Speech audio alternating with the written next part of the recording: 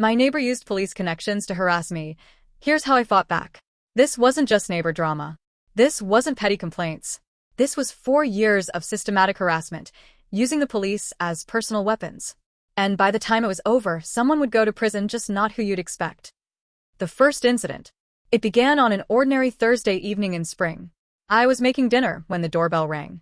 2 police officers stood on my porch, their flashlights already sweeping across my living room before I could say hello. "Sir, we've had multiple complaints about loud music coming from this residence," the taller officer said, his hand resting near his belt. I blinked. My television was on at conversation volume. Some cooking show. No music. When I explained this, the officers exchanged a look I'd come to know well, the look that said they'd already decided I was lying. They left with a warning that night. Little did I know it was just the first move in a war I hadn't signed up to fight. The pattern emerges. Over the next 18 months, the visits followed a sickening rhythm. Always at odd hours. Always for things I hadn't done. A noise complaint when I was out of town. A report of illegal dumping when my trash cans were empty. A wellness check claiming screams had been heard from my home on a night I'd been at my mother's hospital bedside. I started noticing details. The way Officer Reynolds would smirk when I answered the door. How the reports always came in around 10 p.m., just late enough to disrupt sleep, but not late enough to be obviously malicious. The time I found my neighbor, Mr. Henderson, leaning against his fence watching with visible disappointment as police left without arresting me. The turning point, the breaking point came on a rainy November night. Another knock at 2:17 a.m. This time, a female officer I'd never seen stood soaking on my porch. Officer Daniels. Unlike the others, she actually listened when I explained this was harassment. When I showed her my security logs proving I'd been asleep, she didn't roll her eyes. When I mentioned Henderson's cousin at the precinct, she didn't immediately defend him. "There's something wrong here," she said quietly, her pen hovering over her notepad. "I'm going to look into this." Those 7 words changed everything. The evidence. The next morning, I began compiling what would become my arsenal. Security footage timestamped to disprove every complaint. A handwritten log of all 37 police visits. Recordings of Henderson bragging at neighborhood parties about having friends downtown.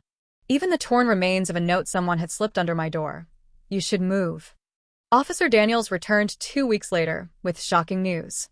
Internal Affairs had found irregularities in the complaint records. Reports filed without proper documentation. Body camera footage mysteriously deleted.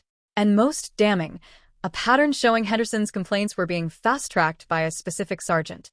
His cousin. The investigation. What followed was 9 months of quiet hell. Grand jury testimonies where I had to relive every humiliating encounter. Evidence hearings where defense attorneys tried painting me as paranoid. The day they subpoenaed Henderson's phone records and found he'd called the precinct exactly 11 minutes before each false report. Through it all, the harassment continued. Now, with vandalism. Slashed tires. A rock through my kitchen window. Each incident meticulously documented, each making the case stronger. The Reckoning.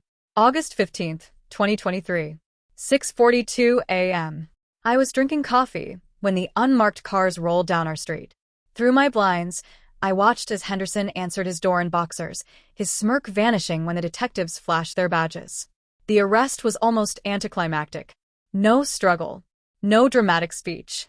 Just handcuffs clicking around wrists that had dialed 911 so many times for sport. At sentencing 6 months later, the judge called it a calculated abuse of the justice system. Henderson got 18 months. His cousin lost his badge. 2 other officers faced disciplinary hearings. The aftermath. Today, my street is quiet in the right ways. I planted roses along the fence Henderson used to peer over. Got a dog, something I'd avoided for fear he'd report it as dangerous. Sometimes neighbors stop to chat without glancing over their shoulders first. But I keep the cameras running. The logs updated. Because the real lesson wasn't about one bad neighbor. It was about how fragile peace can be when someone decides to weaponize the system. And how sweet justice tastes when the truth finally comes knocking.